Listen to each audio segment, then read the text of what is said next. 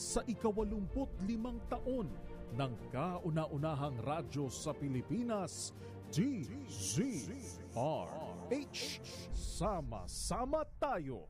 Isang bansa, isang radyo, iisang hangat na mapabuti ang bawat Pilipino sa pagdiriwang ng 85 taon ng DZRH. Sama-sama tayo. Una sa Pilipinas, una sa Pilipino.